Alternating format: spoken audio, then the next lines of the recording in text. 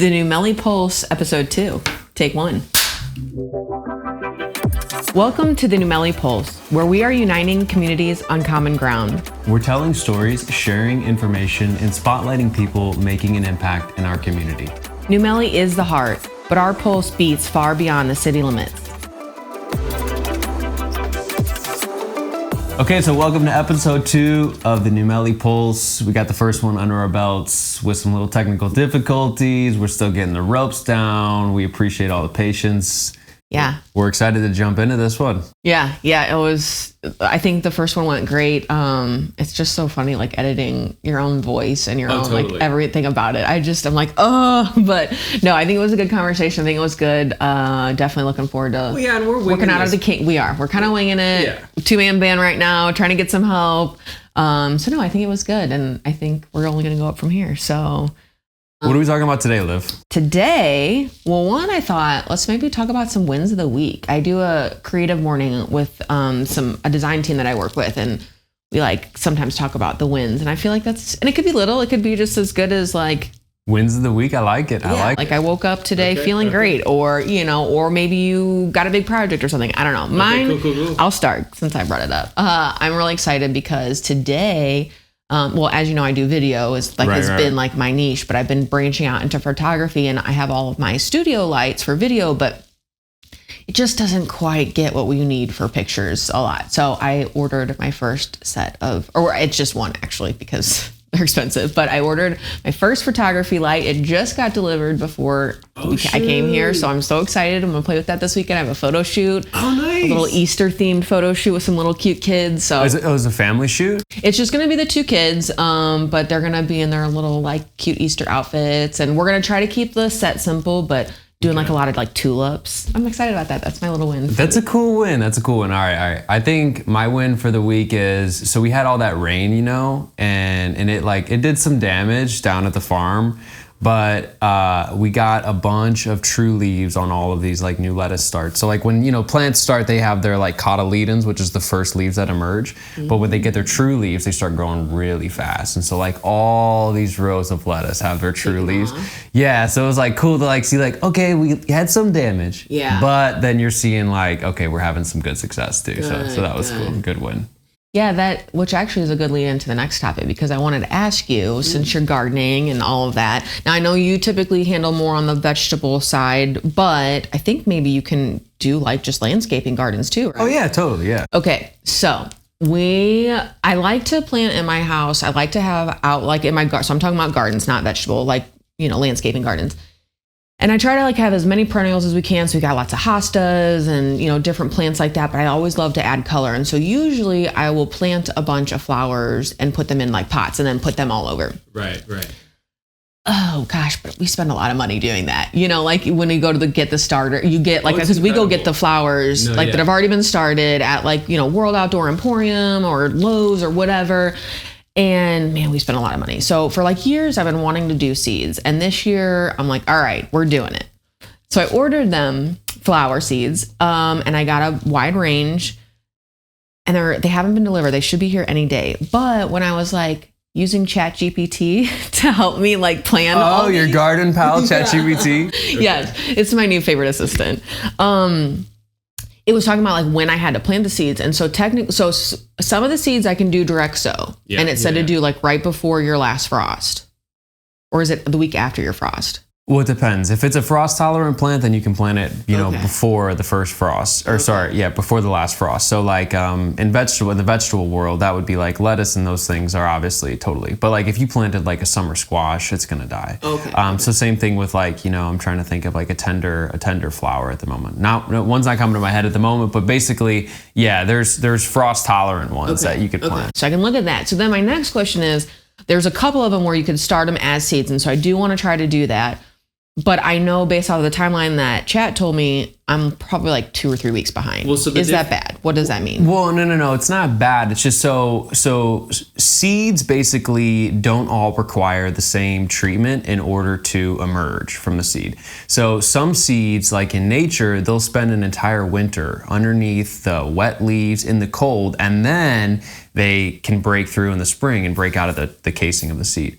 that process in nature is called stratification. So we can mimic that process. And that's what a lot of the perennial flowers that people love in their yards, like echinacea and things like that, they need stratification. Okay. So, which is interesting because I did see that word on the right. So the reason why some of these perennial flowers recommend, if you like get a big bag and a mix, and like a lot of people right now, the trend is, to kill a patch of your fescue and you plant wildflowers. And so, in fact, I have some good friends down in Dutso who it looks a little funky for a little bit. You have to put a big black tarp out, but you kill the grass and then you'll seed those seeds, but you actually seed them in the fall and then they're going to come up in the spring. And so they need to go through that cycle of cold, hot, wet, dry, and then the seed can kind of emerge like that. So for you're just gonna wanna look. Now, if you have some like little annuals in there, like you can just start those in a pot, they'll start. Okay. But with your things like echinacea, like you might wanna try to find a patch where you can put them and kind of like,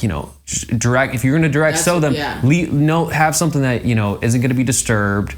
And you can let them just kind of go through that cycle naturally. Now, some of them may germinate still. It's not saying that they won't, but you're gonna have a higher germination rate if you go through that process of stratification. Okay.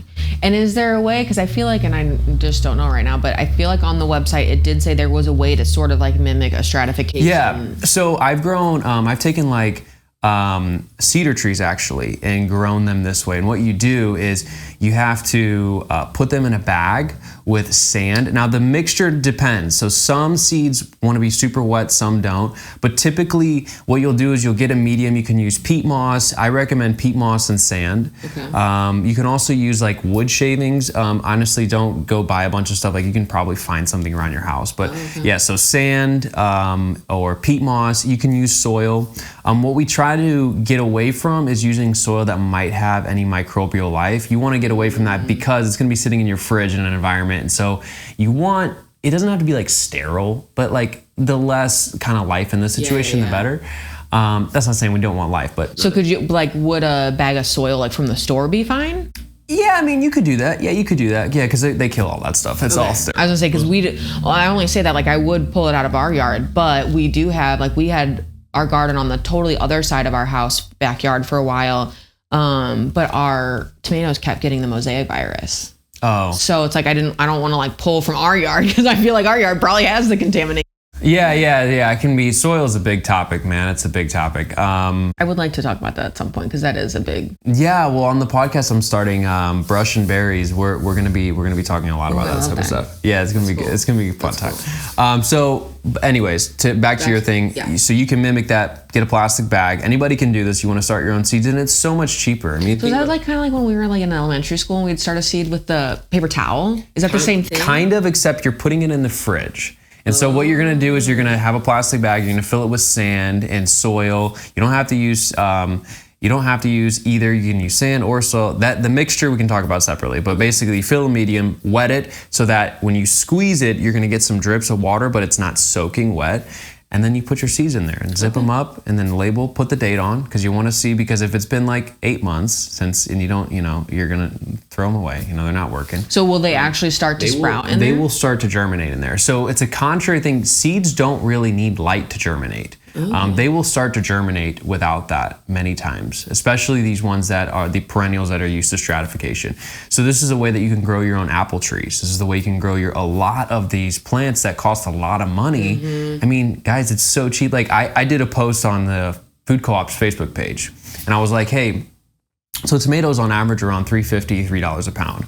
You can buy a packet of seeds for $3.50, and you can grow hundreds and hundreds of pounds of tomatoes. And the next year, you can have even more tomatoes. And so it's like, if you're trying to save money, it's not by going to Lowe's and getting, plants. It's by starting your own seeds. It really is. Yeah. It really is. Yeah. That's what I'm excited to try this and hopefully can make it work. So wait, let me go back real quick so I did get a bunch of sunflower seed because we have a little under 3 acres, but a lot of like flat growing. Oh, dude, you should just have me over. I can bring a seeder and we can just like it sows vegetable seeds, but we can just like make a little furrow and we can plant all your sunflower seeds in a minute. Well, what I'm trying to do is like, and our yard looks great. My husband does an amazing job keeping it like nice and green and always double cutting, and he's got the lines and, and I love all that, but I want to add, as I'm learning more about our environment and the important things that like our pollinators are really suffering. And so, and I know that I have some people near me that also have their own beehives. So I definitely want to start adding in some of those like wildflower seeds and getting them perennials so that they keep coming back every year. So I was going to make like a little section. So with those, like how many, cause like you're going to put a lot out and they are all perennial, and they are deer resistant, if that makes a difference on what kind of seeds they are. But, so can I take like a whole scoop of seeds and put it in the bag?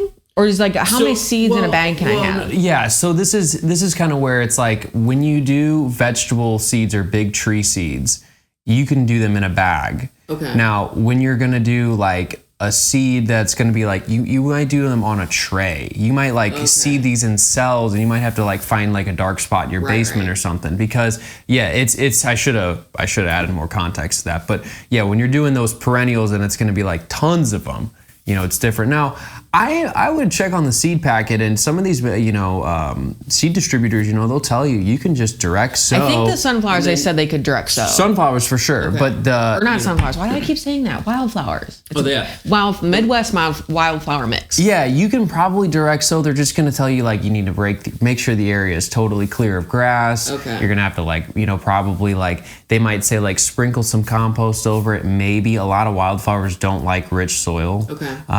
So there's going to be some things that you might have to do, but you might have to like get in there and weed a little bit, because they'll take a couple of years to really establish.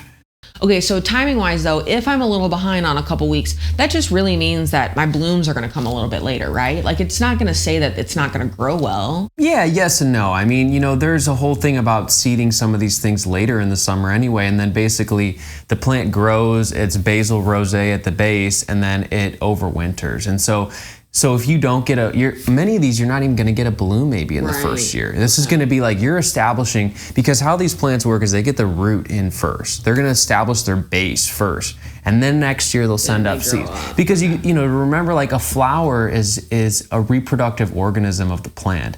It's there to make a beautiful sight for man, but then it's also there. It's like performing a function. So, I mean, when you're 1 year old, you're not ready to reproduce, maybe, But with these wildflowers, but when they get more established, they're like, hey, well, our base here is ready. Like we're gonna spread, and they start slowly spreading. Some of them will spread by root. Some will also spread by just the seed. Yeah. Okay. Okay. Cool. Yeah. Yeah, that helps. So. Switching over to then vegetable gardens, that's something I know you mentioned it just a little bit ago, that you're working on the co-op's farm and and planting tons and tons of seeds. What is kind of like, if somebody were to be starting a vegetable garden, like what's your like basic suggestion, recommendation? Like where do people start if they've like never gardened before and they're like, I really do want to garden? Like, what do you recommend? Is it just a couple basic items you try? Do you try it all? Do you go full in? Like, what do you recommend there? Well, first, I recommend they definitely check out the gardening course that we're launching. That's going to be really, really cool. Really like A to Z of gardening for, the newbie and the advanced. We're going to be throwing all kinds of stuff in there. What I recommend, in fact, I just met some lady. She lives off Highway T here.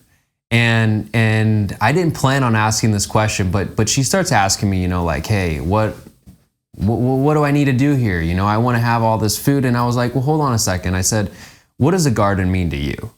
And I said, because some people, a garden for them means having some basil to put in their stir fries. For some people, it's like they want to grow tomatoes and cucumbers because they can the cucumbers and they make salsa, pickles and salsa. For some people, they're like, hey man, I love squash. And so they grow one thing. Other people are like, actually, my goal is to grow everything. So every year I want to keep growing more. Mm-hmm. Some people look at gardens, like you just said, as beauty. Yeah. Those are gardens. Like, I worked for a landscaping company in St. Louis, phenomenal landscaping company, Custom Foodscaping. Matt Laban is a good friend of mine. He's a wonderful man, and they do really good work, but they make edible landscapes. So the same thing of like, here's your hosta. Hosta's edible, by the way. Oh. Here's your beautiful, walkways and all this, but it's edible and it's native and perennials and things like that. Oh, that's cool. It is.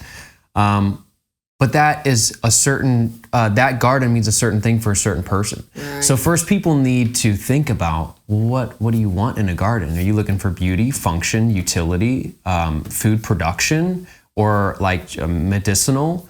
I mean, they're even incentivizing some public school districts to put in sensory gardens. So it's like a garden means a lot of things. It's a big ambiguous term, actually. So number one is to find what it means for you. Number two is to find, you need to start looking at your land. Has your land been gardened before? Where are you at relative to nature? Are you in the middle of a subdivision, which means that you're removed from nature? Mm-hmm. Do you border a woods, which means you're close to nature? So you need to start doing that, because that's going to determine step 3, which is the resources that you need to even get to the place to where you can grow plants. Because likely your land is not suitable as is for growing it. Why? Because we've taken steps, we've made choices to remove the fertility by saying, hey, we're going to grow fescue everywhere, or hey, we're going to grade this whole site, which I'm not knocking, but we have to grade the whole site to get our house to be level here, which means we have to scrape all the topsoil off, all of the fertile layer that's been working for years to get there. So this isn't knocking that, but it's realizing we've made all these steps to counteract what nature does naturally in the woods. Well, there's a consequence for everything, and that's exactly. So then after the resources, then you got to determine, okay, well then these are the plants I got to get. They're the seeds I need to start. And then really it's coming up with a little bit of a plan and a maintenance, kind of like understanding what the maintenance is going to look like. But maintenance is dependent on how you set it up. And this is what people don't understand, is they think that the garden requires extensive weeding. The garden requires, too much sweat and not enough love. The garden is going to, do this and cost me money. But there's for that group of people, there's a group of people on the other side of the fence that are like having fun, having a beer, sitting in the garden, like just enjoying themselves, and like hardly working half the time. Right. And having just as beautiful gardens. Right. So it comes down to, this isn't working with ChatGPT. This is working with nature, and we kind of gotta walk back to that. Yeah. Like we've walked away from that, so it's a little bit of getting back. So I say, the first thing is, like I said, determine what a garden is for you, and then you follow those other steps. I love that. Yeah. That's a good answer. Yeah. I was thinking you were like going to get into like the 3 sisters that you got, there's something about like the 3 things that you got to like plant together. And so, no, that's a good start. Yeah. Yeah, I mean, it's easy to get, so I also would say one thing to do always is always keep yourself inspired. Yeah. So like there's so many places to get free books. I don't condone getting free books, but go online, find the resources, start reading, get interested. University of YouTube, I mean, that alone. Exactly, get interested, and you know what, start planning in your mind and thinking about, and know too that wherever you think the limit is, like you can always go past that. Because gardens can be something that, some people when they're old, I've heard these beautiful stories, and it's like, they just wanted to go back to their childhood garden. The kings and queens all had gardens, not just for looks, but like they grew their medicine in there. This is like in the courts of England and stuff. Right. They grew their medicine, they grew their food, they knew the importance. There's even a tale about how the Romans wouldn't allow the slaves to touch some of their food that they would grow in their gardens, because they were like, don't soil our food for our bodies. Oh, gosh. So we had this intelligence, this understanding that what we put in our bodies, what we surround ourselves with, how we heal ourselves, really comes from this, kind of sacred plot of ground. And now we've kind of just been like, it's okay, CVS has got me. Right. You know what I mean? And then we're all complaining, and we're like, wow, look at the disease rates, boom, skyrocketing. Look at like, now they're even linking, kind of like behavioral issues in kids to their diets. I mean, all of this stuff it's all interconnected. It really is. My dad, it's where I get my video passion from. He had his own videography business for years. And like one of his first big clients was this organization called Hallelujah Acres. And they they basically believed in an all raw fruits and vegetable diet. And theirs was based off raw? All raw. 80%. Wow, sounds like the. I think they only cooked 15 to 20% of their food. What is it? There's like that Latter-day Saint, or there's like some group in California that's kind of like that. It could be similar because they did base it off of biblical times of the Garden of Adam and Eve. And so heavy juicing. Right. Okay, we're talking, Okay. But so my dad did videos for them and then also created cooking shows for them, which was really cool. But in that process, he had to interview a bunch of doctors and then a ton of people who had done this diet. And the main guy who started it, if I'm remembering correctly, I believe his name was George Malcolmus at the time. And this was like, I mean, my dad probably did this video 20 years ago. I'm going to guess around in there. And at that time, George was saying how he had been diagnosed with colon cancer and he had a baseball-sized tumor and his mom had just recently passed away from that disease. And he saw her go down the chemotherapy route and he didn't want to do that. And so he changed his diet and he's like, he remembered this evangelist telling him kind of about this. And so he did it. And within a year, his baseball-sized tumor was gone.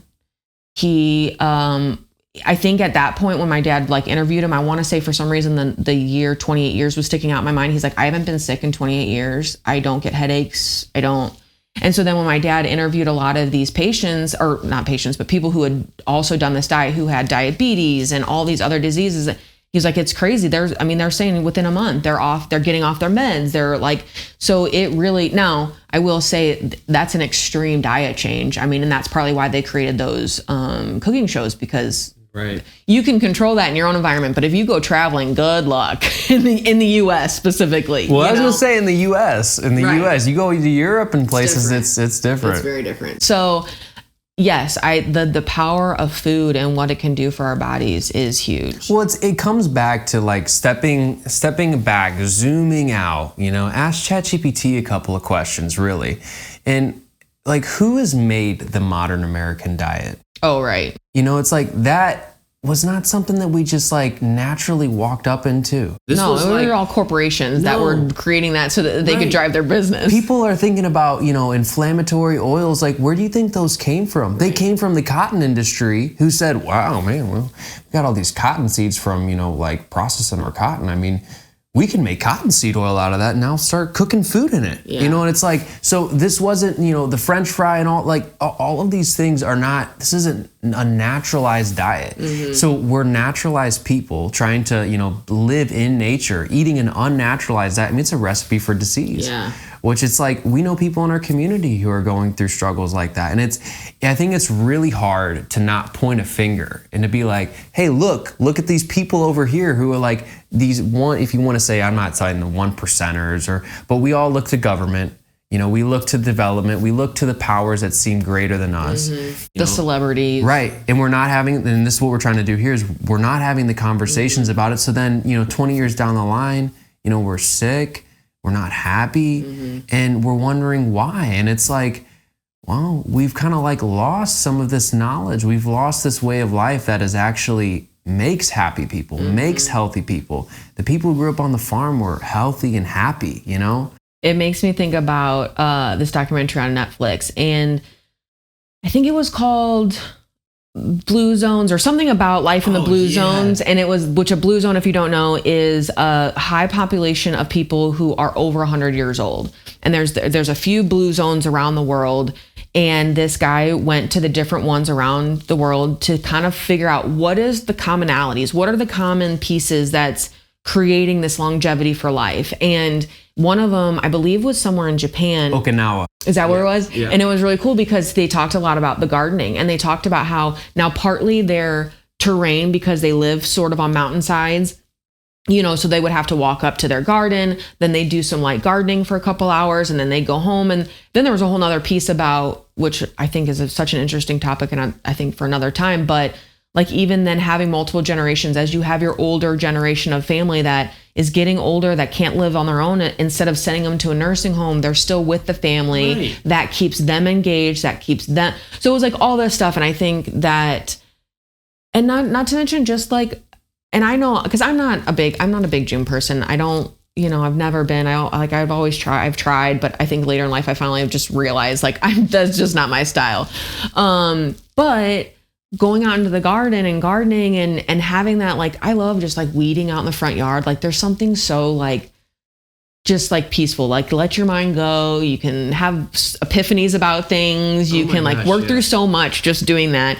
And so I think that like all of that together is the kind of exactly what you were saying. Like we're getting away from it, and to go back to it is that there's just so many, not only just putting the food in our bodies, but also the movement of our bodies. And it's a lifestyle. And like, I think it's like, we can have all these things like people's biggest fear. Like let's bring the elephant up in the room, right? Like people's biggest fear is this idea of like going backwards.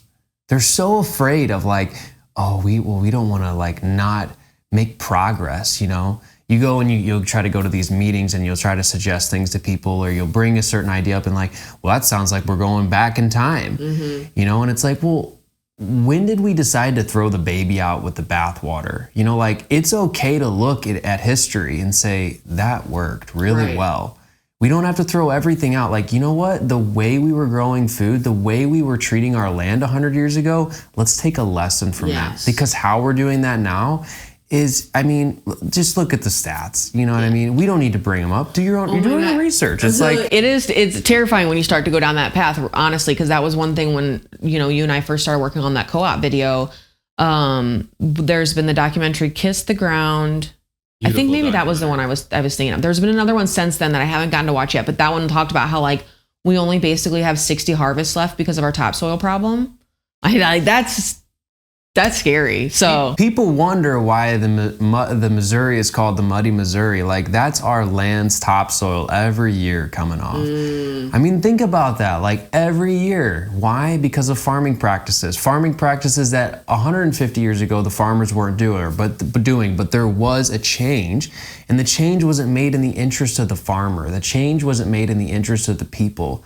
And so I think part of like the goal of this podcast, the goal of what we're doing here at Freedom's Community Center is to create like the conditions for people to not blame, right? Yeah. To not be the ones that were like, hey, we're looking over here and we're going to point a finger, but to where we can be like, hey, let's have a conversation about it. Let's decide how we may change things. How do we want to work our system? How do I want to work my home, right? It all starts from the home, and then we kind of come out, now we're in this community, and then we can make a change. So. Yeah. Well, and I like too that you mentioned the thing about schools. I have my friend Amy, who actually also does the yoga here. I love her. She's an amazing human being. You've met her. She is full of bubbles and life and happiness. But she actually works for Pierce Hall for Wentzville District, or works at Pierce Hall for the Wentzville District, and it's their alternative school. And she gets to do horticulture therapy with the kids there, and they are growing a garden. And they're, they started with planting and growing, and they harvest, and they even get to make some of that food. Like they make smoothies in the school. But it's amazing to hear the stories of, because these are kids that, whether it's, having learning issues and disabilities, to just having some behavioral issues for a whole multitude of reasons. And so these kids need the extra help, and to hear the stories about how much it's changing them, and like for the good, and bringing them out of their shells, and getting them to realize the benefit of, like, I just grew something from a seed, and now I'm eating it, I'm nourishing my body. And then the next piece of like being able to sell it at a farmer's market. And it is just so cool. And I think, I can't say enough, obviously, from circling it all together, of just the importance of the whole aspect that gardening can bring to your life. Totally. There's so much to talk about. I know we're kind of short on time, but there's definitely another episode that needs to be like talked about, because there's so much there. So real quick, before we kind of start to wrap this up, I do want to touch base a little bit on, because I know the co-op has started CSAs, and I just want to talk about, on a base like level, for people who don't know what a CSA is. What is a CSA? Like what is, right. So a CSA, what it stands for is Community Supported Agriculture. Now, the name is really ambiguous. What people associate with a CSA is a food subscription service. So this has been going on for, a very long time with farms. Farms employ this method because essentially how it usually works is there is a cost paid up front to the farmer, And then the farmer every week delivers a box of food to the person who paid up front. So this helps the farmer in a number of ways. They get money up front to buy the seed, to do all this, because in a traditional model, farms following a traditional bring to market model where they have to put so much input in up front, and then there can be the chance that they don't get the return. So in this way, a farmer can guarantee sales, and they guarantee how much they need to grow. So the person pays up front, and the farmer will deliver food every week. So when we were deciding, okay, we need to reopen the food co-op, it came to a point of like, well, what is the most cost efficient way? What is the way that we're not going to introduce possible, dramatic drops or dramatic highs and lows, trying to keep things even, steady, and predictable? We thought, well, let's try to match our input and output right away with the CSA, which means like, we're going to grow for the people that are willing to support us and say, yep, I'm willing to support you. So that's what we did. Yeah. And it all worked out. The stars all aligned. We partnered with Healthy Foods for Life, which is a farm down on Highway F. They have 9 acres. And that's basically where we're growing the food. Now, Todd, he's kind of like the master farmer there. He had already done some bed creation, and they had already been in production for a couple of years. And then kind of we combined our forces and really made it into something that, was a lot bigger than what they were originally thinking. And it's a lot more than we could just do on our own. So it worked out perfect. That's cool. So CSA, though, is a great way then for people who maybe don't have the green thumb, maybe don't have the time to tend to a garden. It's a great way then for them to guarantee that they're going to get consistent vegetables for X amount of weeks. Yeah. And there's going to be a little bit of a mix of it, so you get a variety and you're getting healthy local food. Exactly. So our program is 8 weeks. Now that's actually a fraction of what most CSAs either run for 16 or for 32 sometimes. Oh, okay. So ours is 8 weeks. We didn't want to introduce, a large financial commitment to people, and a commitment in general, because, if you get it and you're like, you know what, I'm tired of eating produce, you might be wanting to opt out. So yeah, it's 8 weeks. Ours, you get 7 produce items that are about 1 pound to 2 pounds each. The total price for the whole 8 weeks is $350. If you break that down into what it costs per item, you're looking at about like $6.29 per item. Just as a cost comparison, in a 1 pound box of organic girl spinach, that comes in that black, that's $6.99 at Target. Okay. So, and that's grown in California, so it's like you're looking at a very comparable price. But not only are what you're getting in the box is vegetables, what you're going to be getting is content from us about what you got in your box. So that means like you're going to get recipes. You're going to get education about, hey, this week this is Swiss chard. This is the vitamins and minerals that Swiss chard has. Here's how historically it's used. Here's some recipes that you can use it for. If you really don't like it, here's some things to try. I like that. Yeah, because a lot of people they think I don't like greens. I'm like, dude, put your bacon grease in your pan and stir fry your greens. You're going to like your greens, dude. Put the onions in there with the eggs. You're going to like it. It's not that bad. Well, and I feel like too, though, and you and I have talked about this before, I would love to eventually do some sort of cooking type show for that kind of stuff, because I feel like, between shopping at Lucky Dog Farm and then the co-op when it opened, we're growing different things that are not the traditional broccoli, asparagus, green beans that you get in the grocery store. You're getting kohlrabi, and I'm like, the first time she had kohlrabi, I'm like, what? Right. What is this? I don't even know what to do with it. Listen, the Betty Crocker cookbook only goes so far. Right, exactly. We got to start going back to before, in these more traditional things. I mean, the Germans love kohlrabi. We're in a German town, but there's no kohlrabi stands around. There's no kohlrabi in the smokehouse. We got to bring back these heritage foods. So I love that idea. Yeah. Well, we'll add that to the tally list of all the ideas that we have. Yeah. Okay, cool. Well, thank you. That was a good coverage. So we'll kind of start to wrap up here. The next thing that we want to touch on is people in the community. One of the things that I've recently come across is there is a woman in our community, and she's been an active part of the community for a long time. I think the first time I remember seeing her pop up may have been around COVID. But Erin Cubby Cox, and she has been really big on the New Melle, small town strong. And so in fact, she actually just started a Facebook page, I think last night, for Small Town Strong, to kind of keep that vibe going of uniting the community and helping others, which is so amazing. And I feel like it's such a There must be a vibe in the air of this community of like, we're really just trying to, I think there's a lot of people here that are just really trying to build it up and make it stronger. But Erin is unfortunately going through a cancer battle. And so she did share a really touching, like heartfelt story on the New Melle 411 yesterday about her first day of treatment and having this very miracle-ish kind of serendipitous divine intervention meeting with a random stranger. And I really encourage you to go read that if you're part of the New Melle 411. It was really beautiful. But she did decorate her car, talking about that she's fighting cancer. So if you see her around town, give her a honk, give her a wave, dance it out with her. That's one of her things she talked about, is jamming out to music and trying to stay positive and dancing it out, which I love because music is like my church. So well, yeah, and like one thing I've always seen throughout the years with Erin, because she's a moderator for the New Melle 411. Oh, okay, yeah.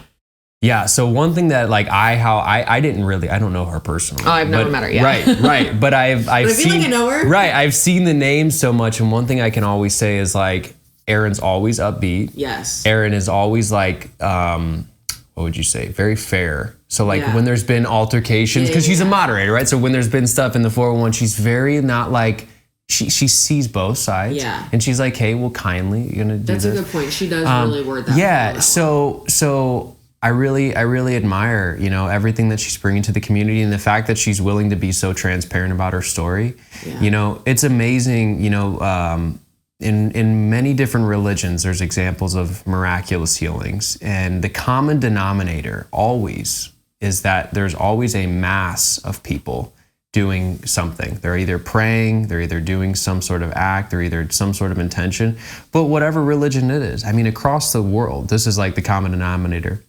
So I think it's important to know that, like, our thoughts are powerful. I mean, I encourage everybody to send out, like a loving, bright thought for Erin, because it's like that goes further than worrying about cancer. Yeah. What will help Erin is thinking like, you are strong, you are powerful, and you have a community backing you. And you're making an impact in the community. And you are making an impact, and you're loved, and like you're creating a legacy, and like a legacy is huge. These are the things that need to be talked about. Not, oh my gosh, I really feel bad for Erin. That doesn't help. That doesn't help. What helps is like writing her a positive note about a good experience you had with her. Yeah. Like those thoughts go further, and like so we send you ours, Erin. Yeah. But she did start a podcast about her journey, and it's called Over My Dead Podcast. I've been listening to it. I'm obsessed. We should bring her on sometime. We really should. I would love to have the conversation, because I think death has definitely touched our family quite a few times, and unfortunately in some tragic ways, and then in some normal, natural life course ways.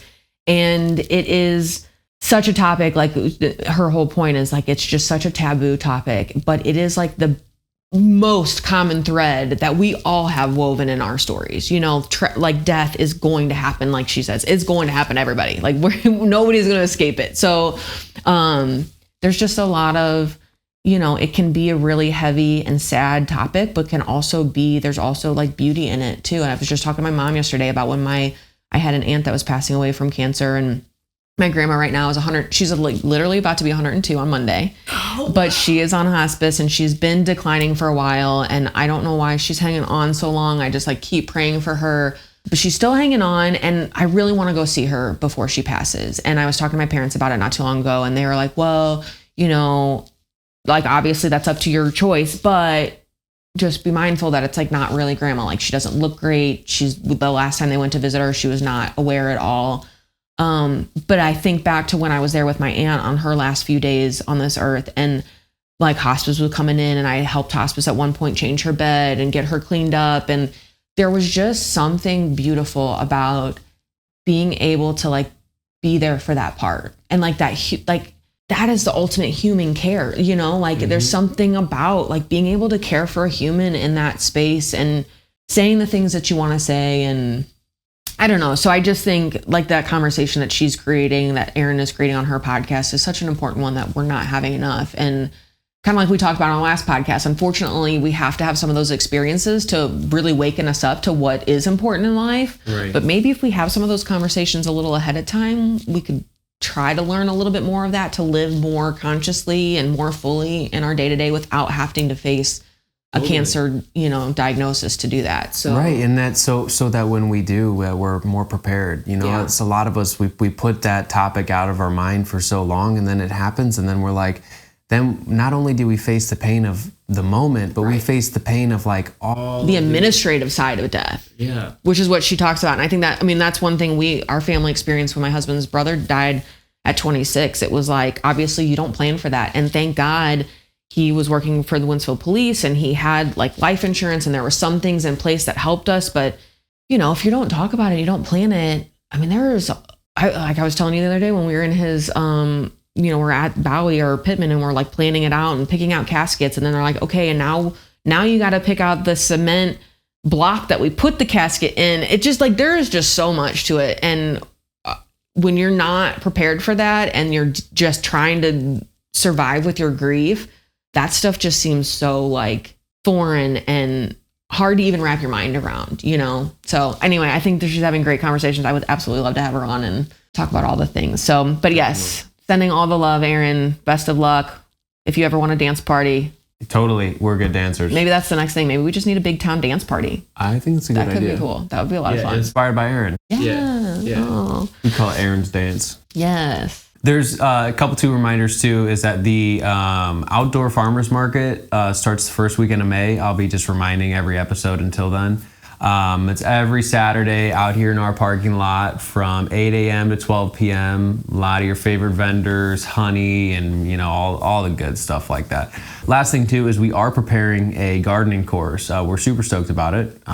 Go learn more about that on our website as well. And then what if people do have ideas, thoughts, things they want to submit to us, news, coverage, whatever, where do they go for that? You can head over to newmellepulse.news. There's a really simple submission form there and you can submit your idea there. Thank you guys so much for joining us.